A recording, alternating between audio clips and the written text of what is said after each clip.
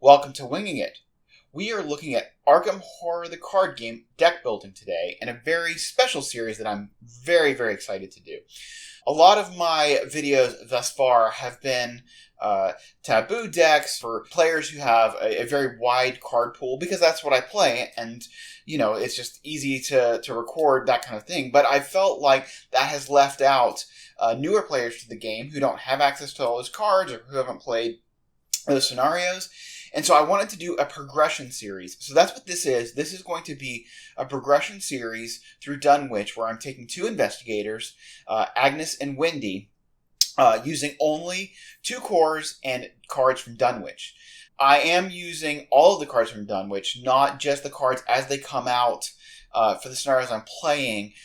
Because I do think that's the best experience, is to get the entire cycle and use all the cards from the cycle. Otherwise, you have the issue of some level 0 cards that come in later packs that you can't use without spending XP for them, and that just feels really bad. So my card pool here is everything in all the Mythos packs and Deluxe for Dunwich, and then 2 cores.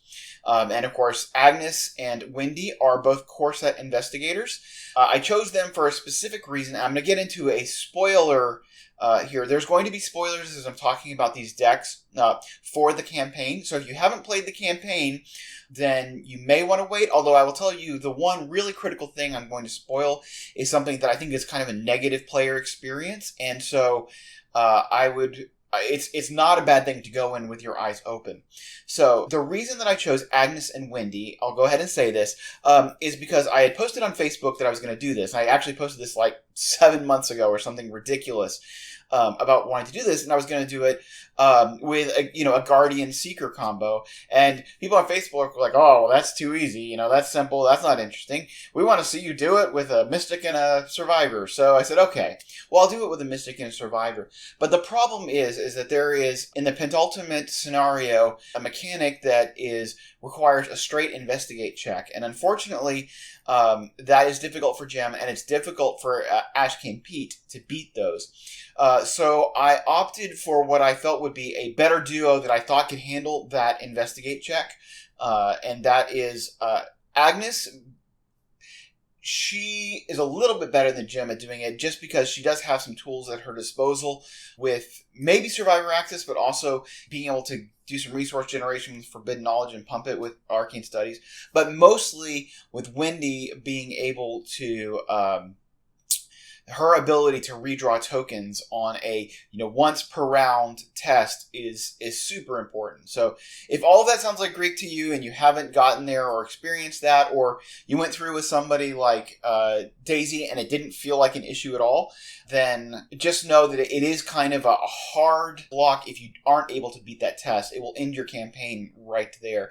This is something that was addressed in the return version. A lot of people recommend that you play with the return version because of that check. So I will say that because I'm playing the vanilla normal Dunwich, that a lot of my decisions are based on beating that one check. So hopefully I don't get there and totally fail.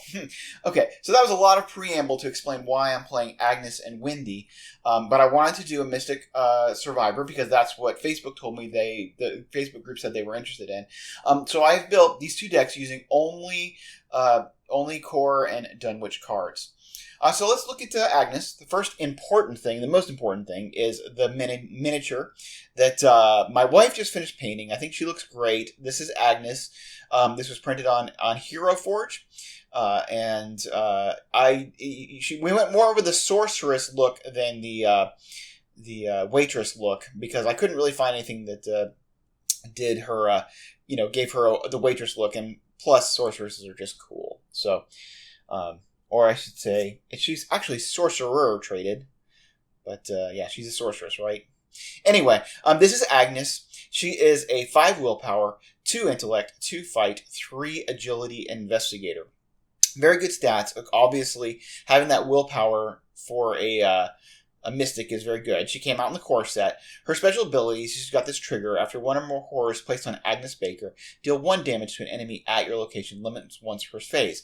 So very important here is that, first of all, the horror has to go on Agnes herself. It's not like she can't assign it to a cherished keepsake or to Peter and trigger that ability. It has to go on her.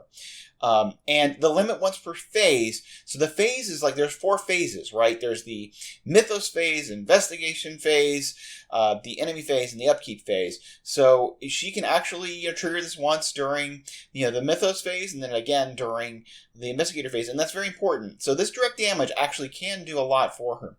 And then she has her Elder Sign effect is for each. It's just +1 for each horror on Agnes Baker, which this isn't one of those kind of like win more, fairly unfortunately useless Elder Signs. I mean, it means you pass the test generally, but it doesn't do a lot for her.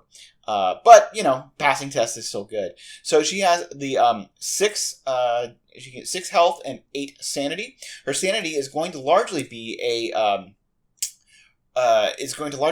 resource that she uses for this direct damage. And of course, it's very good in Dunwich because of whippoorwills that you don't have to engage. You can just ping them, so that's nice. So her deck building requirements are she gets 0 to 5 Mystic and 0 to 2 Survivor. And Survivor is one of the best off classes in general that you're going to get. Now, she's not taking a lot from the off class. Normally, I would take Peter, Fire Axe, and Lucky, but I'm not taking Lucky because I am playing with Wendy. While I have 4 copies of Lucky, actually I have 6 copies of Lucky in my collection. To stick with a 2-core Dunwich requirements, I only have 2 copies of Lucky, and they are going to Wendy. It fits more of her archetype. So anyway, we will get to her cards now. So her signature, her much maligned signature here, is the Heirloom of Hyperborea. It takes up the accessory slot. It has 2 will or 2 fight icons. It's only Agnes Baker deck only, and after you play a spell card, draw 1 card.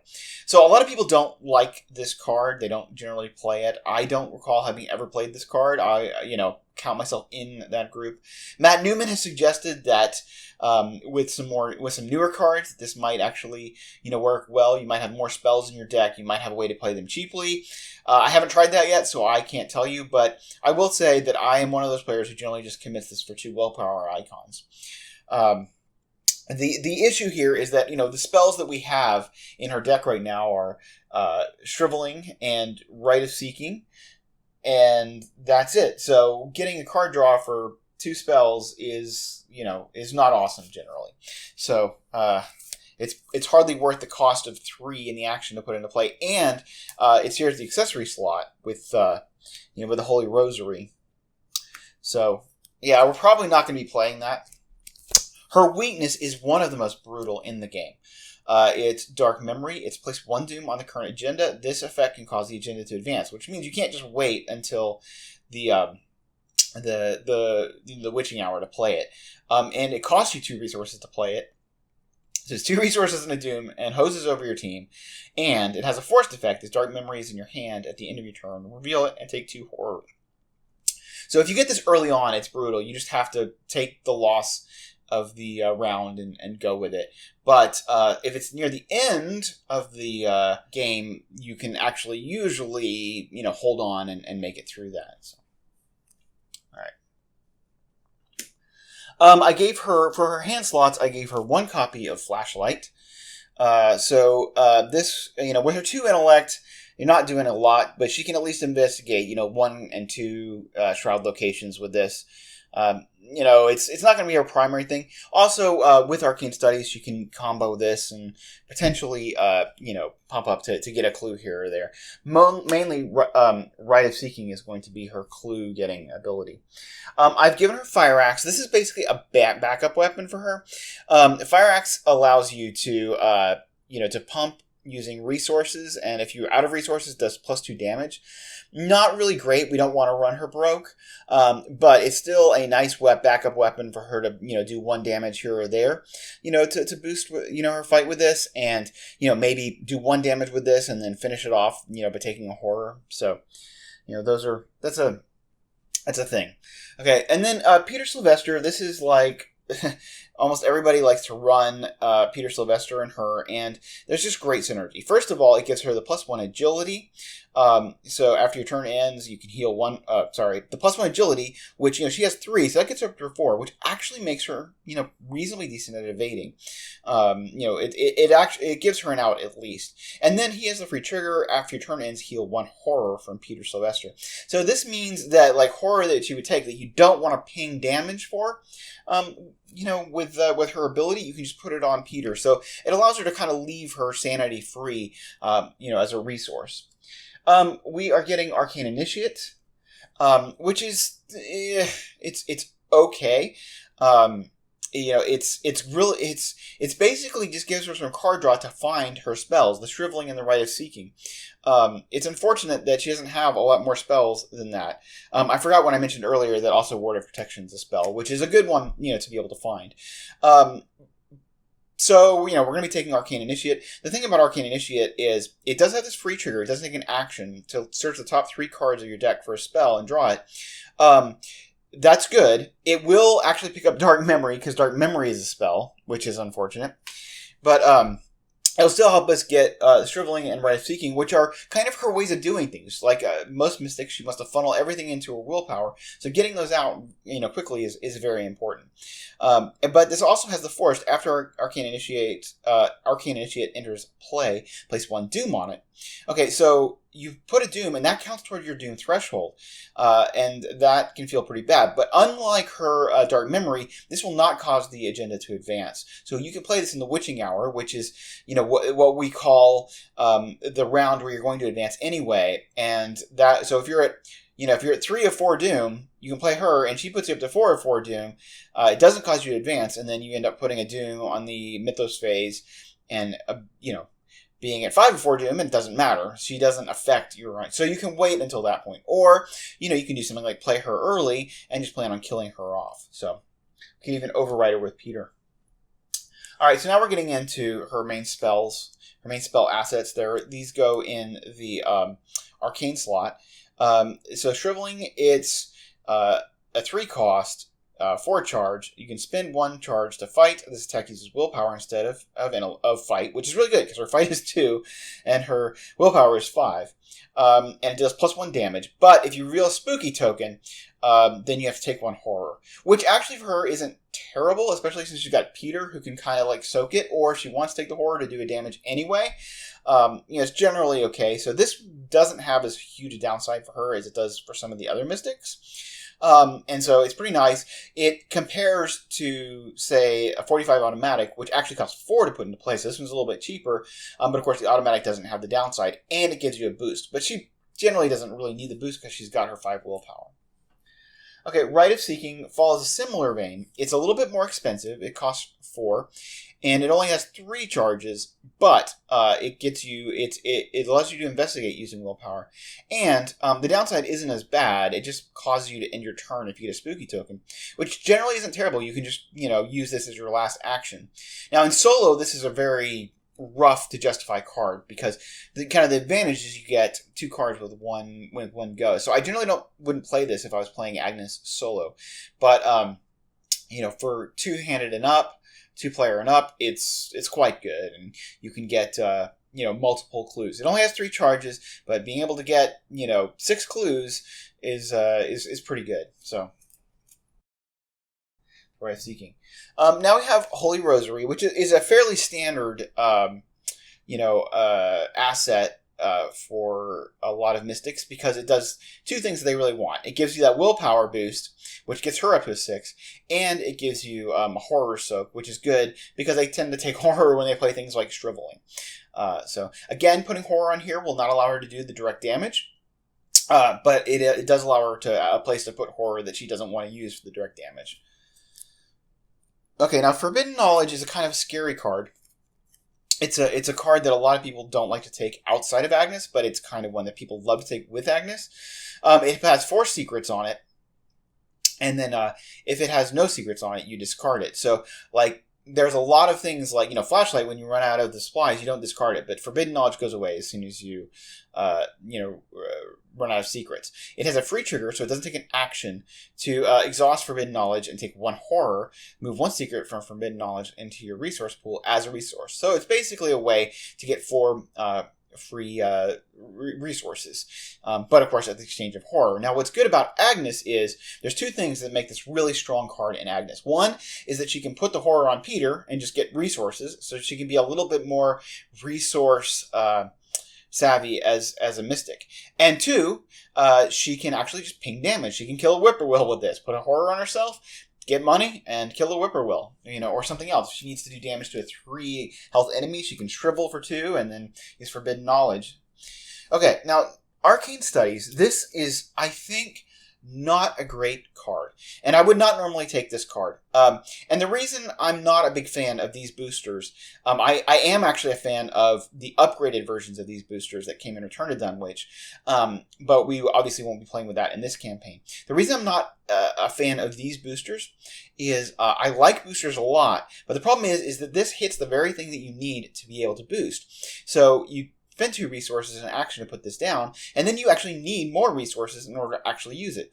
Now, one question I've seen from new players a lot is, can you use this multiple times during a test? And the answer is yes. You can trigger this as many times as you want. You can spend 5 resources to boost for 5 willpower, or 5 resources to boost 5 intellect. You can even do it during a test that doesn't test those stats, although you probably wouldn't want to do that. There's only a few cases in which you want to do that, and none of that I know of that involve this card. So again, the reason I'm not a fan of this card is that it hits your resources and then expects, the thing you need to use to actually make this card useful. So why am I taking this? I am taking this so that I have a way that she can boost her intellect reliably in order to beat that test in the penultimate scenario and where doom awaits. This card is there specifically so that I have a backup plan in case Wendy can't do it or Wendy doesn't draw cards. It's very important to have multiple ways to do things. It would ask a lot for her to have to use this, but it's better than not having it. So I'm probably going to hold on to this card and use it maybe more for commits than playing it out. Although if I find a way to use it, the fact that she has Forbidden Knowledge means she might actually have the resources to play this sometimes, and to do the investigate. But mostly this is about being able to beat that test in Where Doom Awaits. Okay, I've got 1 copy of Painkillers, and I know a lot of players will be like 2 of everything. I just put 2 of everything. I think this is a solid 1 of. It uses 3 supplies, and for a free trigger, you can exhaust it and take 1 horror and heal 1 damage. So she can move her damage over to, which her allies don't soak damage. She has no damage soak. So being able to move a damage over to horror means she could either take a damage and move it over to Peter to get rid of it and let it heal, or she can even use it to ping damage as like another source, like a Forbidden Knowledge. The reason I only have 1 of these in is this is the kind of card that it's only going to be solving a problem that she's really going to have about midway through the scenario, which is she's taking some damage. Getting this out early is not a big deal. So if I see it late, it's generally going to be okay. And it has a willpower icon, which means it's good to commit even if I don't need to play it. Okay, emergency cash, fairly straightforward. It's just to help her economy. This is going to be in most of your progression type decks. There are other options for emergency cash once you get into a more mature collection. But in the beginning, this goes in nearly every deck. All right, Drawn to the Flame. Another way of getting clues. You can draw the top card of the encounter deck and then discover 2 clues at your location. So good for really high shroud locations. Good for, and mystics are less afraid of the Mythos deck, the encounter deck, because they have the high willpower. They can deal with a lot of the treacheries that would come from it. So a really good card. Also, Drawn to the Flame is a solid podcast, and if you haven't listened to it and you're a fan of this game, definitely go out there and check it out. They named themselves well after a card with some really great art, and that's still useful input in a lot of mystics today. So yeah, Drawn to the Flame. Good card, good podcast. Okay, Ward of Protection is a card that you'll almost always be putting in every Mystic deck. It's fast play when you draw a weakness, treachery card, cancel that card's revelation effect, then take 1 horror. So this just allows you to not just say nope to the encounter deck, which is pretty great. You do take a horror, but Agnes has options with Peter, and she has or put it on Arcane Initiate or Holy Rosary, or just ping something for damage. Cancel Treachery and kill a Whippoorwill. These are things that she can do. It is worth noting that it does not cancel a surge on a card. This is actually something I learned through this channel, making a video when somebody called me out on it, and I didn't realize that. This does not cancel the surge on a card because it's not part of the revelation effect. So, like if Beyond the Veil or something like that surges, you can cancel the Beyond the Veil happening, but you're still going to end up drawing another encounter card. Okay. Everyone's favorite, Delve Too Deep. If you're a new player, this might scare you a little bit. It costs 1, it's an event. In player order, each investigator draws 1 card from the top of the encounter deck, then adds Delve Too Deep to the victory display, and it gives you victory 1 point. So this is a way to get extra victory points at the risk of, dealing with the encounter deck. And yes, that's scary. I will tell you, as I've gotten more into this game, this card has really fallen out of favor with me, just because I don't find it particularly interesting. Although it is a nice card for adding a challenge to a scenario. And I know players that I play with who always want to make sure you have this card just because they feel like the game isn't challenging enough without it. Other players will say, well, if you're doing that, just play on a harder level. Either way, I will always take this in Dunwich if I can, because Dunwich is much lower on XP than other scenarios, other campaigns. So it's you really want to take this card in Dunwich if you can, just to smooth out the XP and be able to, realize your fun and interesting builds, just because, there's so little XP in Dunwich compared to other campaigns. Okay, so we got Fearless. This is a skill card. You just commit it for the willpower icon, and if it's successful, you can heal 1 horror. So obviously good for Agnes. She can gives her more space to be able to ping for damage, or for horror. Ping for damage by taking a horror, and it's obviously a skill kind of test that she's going to be able to pass. Willpower tests are easier to pass. So quite a good card in Agnes. And it's a good card in a lot of Mystics. I don't always take it, but of course it offsets some of the negatives of shriveling and other things like that. So, and then you have Guts. You might be wondering, why take Guts if she's already got such a high willpower, why would you take another willpower boost? Well, first of all, you want to be able to smash some tests. And so, willpower is very good card. It's almost always going to be relevant versus the encounter deck. And secondly, taking skill cards that play into your main strength thins out your deck because you'll easily get the card draw. So it'll help you get, we're trying to get out to these Shrivelings and Rite of Seekings. We have the Arcane Initiate to get there, but taking these neutral skill cards that will draw you cards are a good way to get through your deck faster. And finally, she ended up with Internal Injury. So this is a weakness. I drew this at random. You put it into your threat area, and at the end of your turn, take 1 direct damage. Take 2 actions to discard Internal Injury.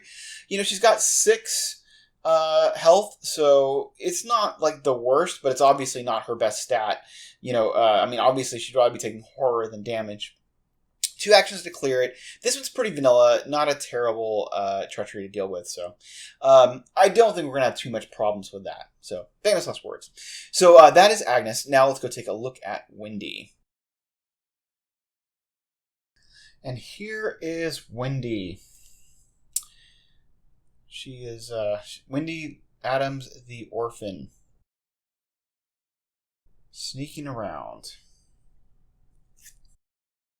And here we have her. This is the second time I've played her on the channel. I played her in my Arkham 101 series, and she's very good. Some people will say she's the strongest investigator in the game, since the court days or even now. I haven't played her a whole lot. I know that she's strong. I know that she's really strong in more capable hands than mine. I will not, as I said in my last series that featured her, I am not going to claim to pilot her well. But she is very strong. And it's because her ability is so strong.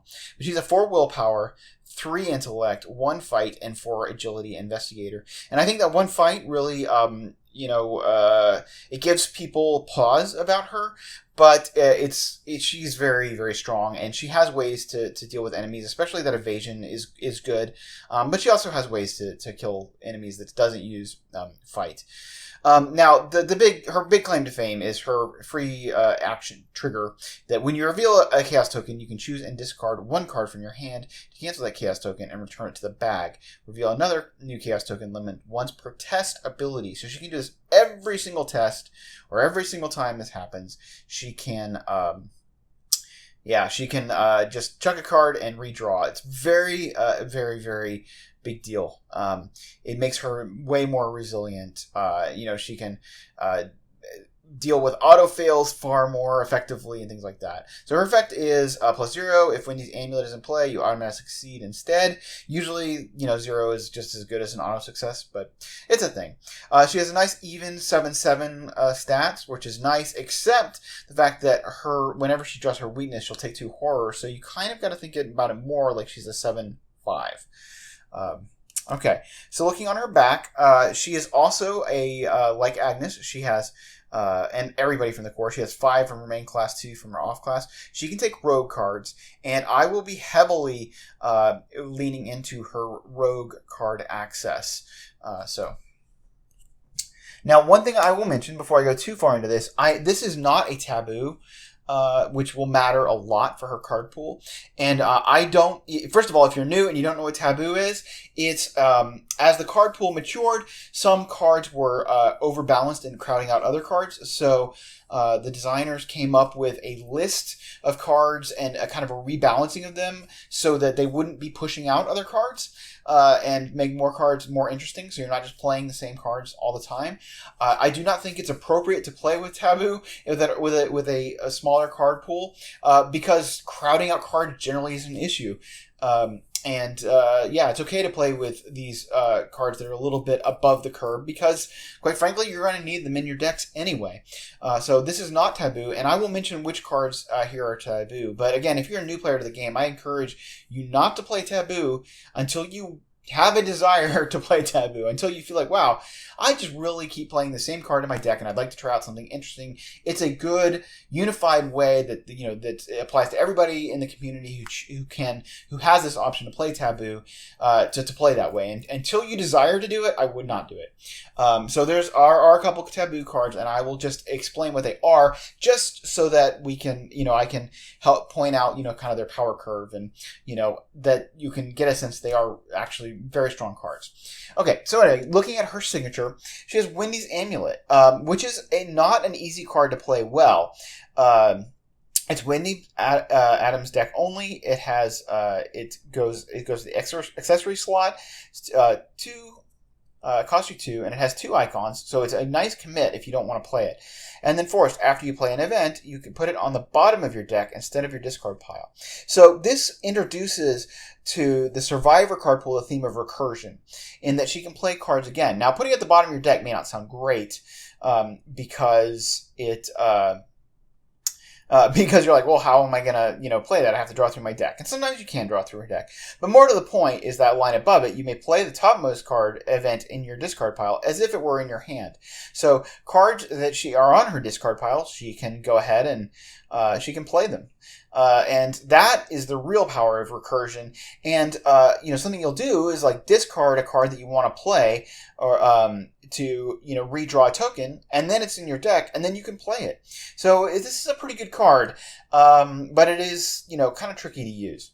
Now, her weakness is Abandon Alone. You take 2 direct horror, which means you can't put it on an ally or anything like that because it's direct, and remove all cards in your discard pile from the game. So obviously this makes her amulet hard to use if you haven't gotten this yet. It's one of the reasons you can't choose not to mulligan or not to keep a weakness in your hand. You have to mulligan them, because if she could get this in her opening hand, she would love it. The earlier she gets this, the better. Having a lot of great cards in your discard and then having them removed because of this card, can really be frustrating. So, okay, now she's got 2 flashlights.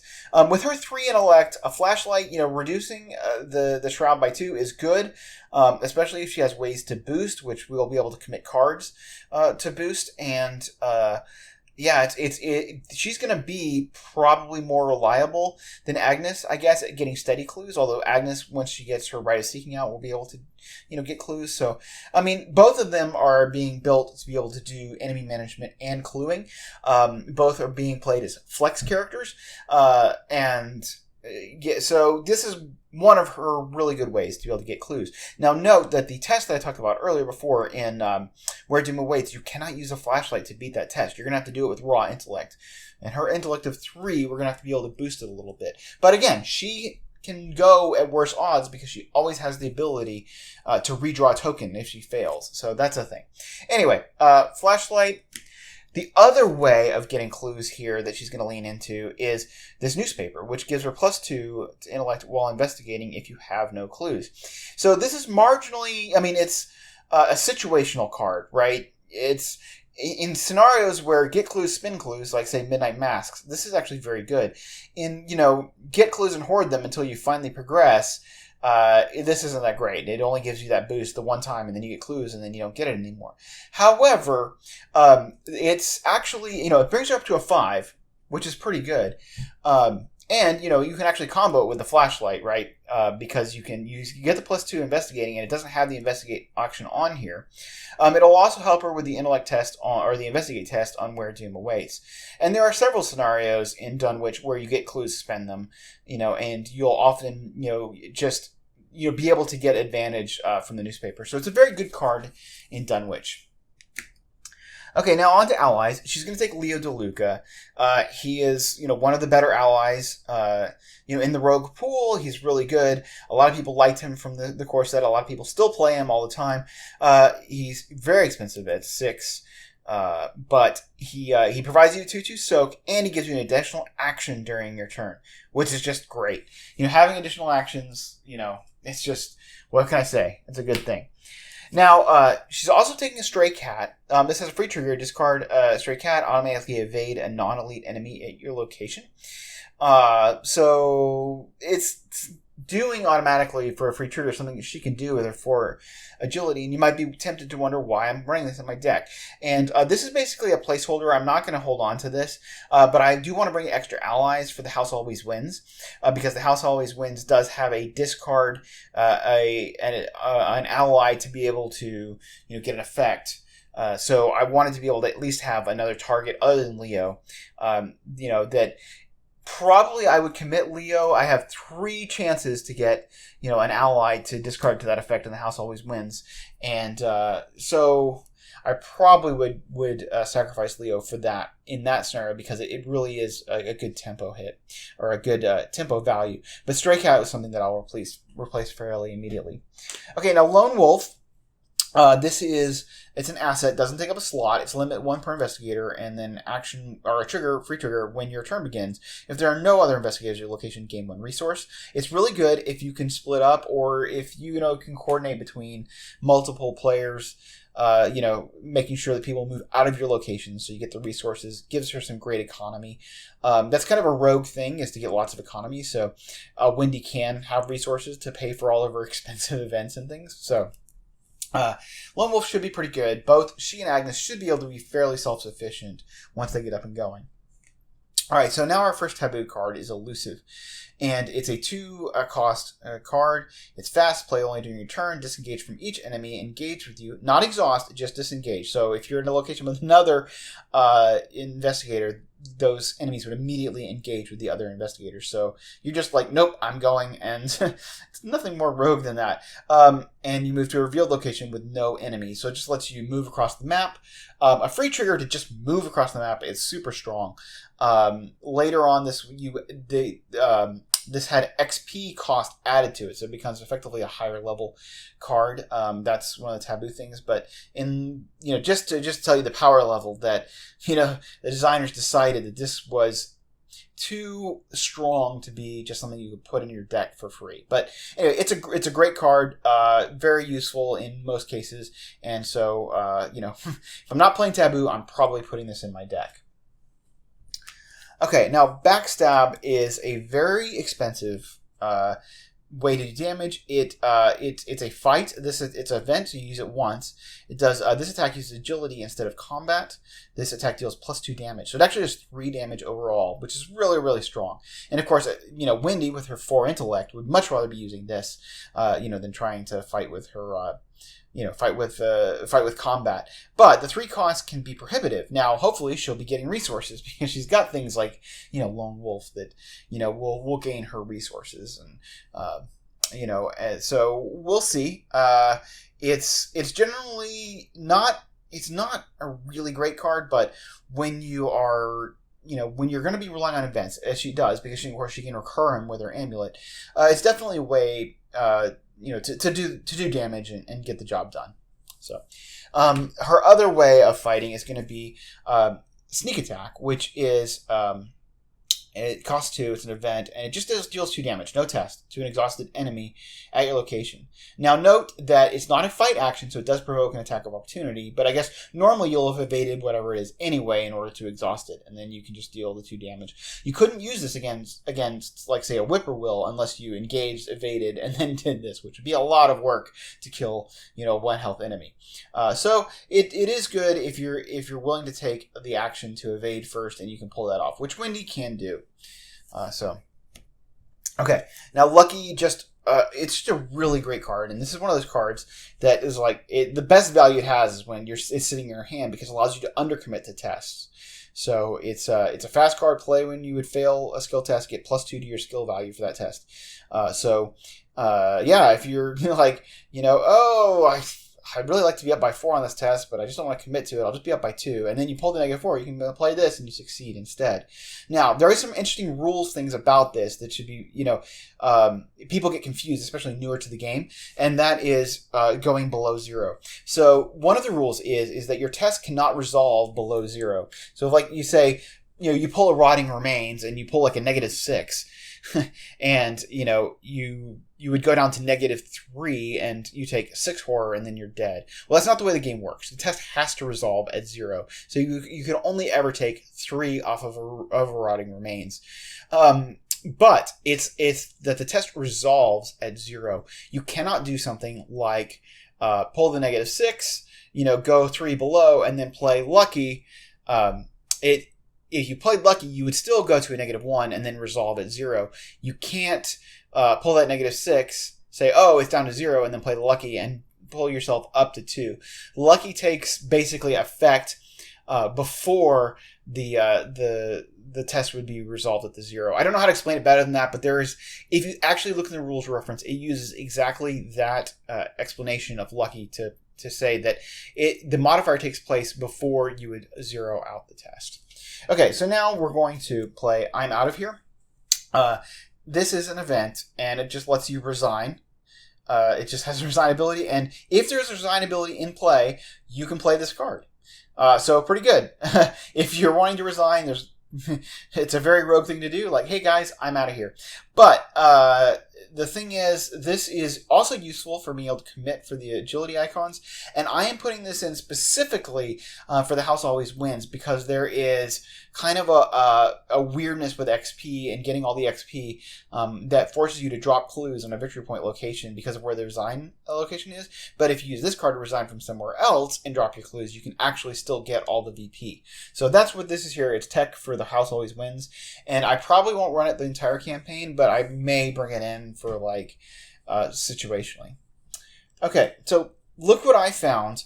Now this is a card that I think it's fast play when you fail a skill test by 2 or less while investigating. Discover 2 clues at your location. This is that classic people trying to fail the test so they can get 2 clues at once and then and then succeeding at the test and complaining, like, why do I keep succeeding?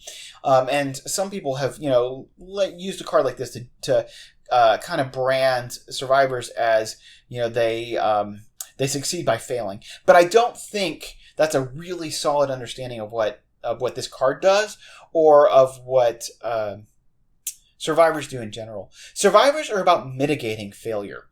So like Lucky, this card allows you to undercommit to investigate checks, but if you pass, you don't mind. Like you can still, you still got a clue out of that. So that's a great deal. Now, it feels a little bit bad when there's 2 clues and you succeed on the first one and you fail on the second one and you play this just to get 1 clue. But I think you need to embrace that style of play. The idea is that you actually would like to succeed if you can, and this is a fallback if you fail, and you'll be a lot happier with how your deck plays and how successful you are if you think more about not planning to fail but mitigating failure when you do. At least that's my philosophy when it comes to survivors. Other people more knowledgeable than myself may argue. We've already talked about emergency cash, 3 resources. It's just a good card. Okay, now we've got another card that ended up on the taboo list, which is Double or Nothing. And this is a card, you commit it. It does commit the icon, so it pumps your ability up by 1. But it actually it doubles the difficulty of the test. But if the test is successful, you resolve the effects twice. So you can get 2 clues for an investigate. Or you could, if you committed, say, a quick thinking, which I'll get to, you get double extra actions, to this test. So you can pile a lot of things into this and, get a lot of extra stuff. And this is a really powerful card in like 4-player, higher player counts, because a lot of people can just throw cards, like deductions and other neat cards, and then get you can end up just getting so much value out of this card. In solo or 2-handed or 2-player, it's not quite as valuable, and you could even argue maybe it wasn't worth the taboo. I don't know. The taboo is just to add some XP to it, so that you can't, you have to actually invest in it. It's a really strong card, and I'm definitely taking advantage to take 2 of those. Now I'm taking 1 quick thinking. I thought about whether or not I take 2. It's a really good card, but I ended up with just 1. I'm not sure if that's the right call or not, but it feels like the kind of effect that I want to use about once a scenario. And this is just you add it to a skill test, and if it's successful by 2 or more, after it resolves, you may immediately take an action as if it were your turn. So it just basically gives you an extra action. You're not really using it for the icon because you still want to succeed by 2 or more. Now this is, again, if you combo this with Double or Nothing, you would get 2 extra actions that you can take right away, which is pretty cool. But extra actions are good. We got Leo to give her extra actions, but then this is something, that can give her an extra action in a pinch. So that's nice.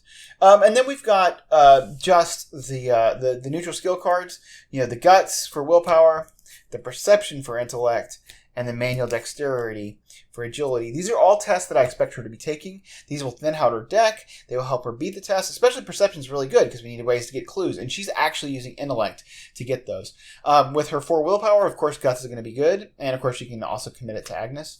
And manual dexterity, she's probably going to be evading. She can use this with backstab to do attacks, and again, those neutral skill cards are really good for just cruising through your deck and finding all the cards that are really important that you want to find. Finally, her weakness, she drew Amnesia, which is probably my least favorite weakness in the game in terms of its pain level. It's choose and discard all but 1 card from your hand. This is really brutal for her because cards are how she activates her free trigger ability. She wants to play with a full hand, and losing your whole hand of cards is just so tough. I really hate that I drew that weakness, actually. But, it's Arkham, and we're already off to a good start, I guess. So, anyway, these are my 2 decks. I'm not going to claim that they're best decks. I'm not saying that, as a new player, you should emulate these decks. But they are the ones that I am going to try to take through my progression run of Dunwich. So, let's pop on over to the other video and give Dunwich a shot.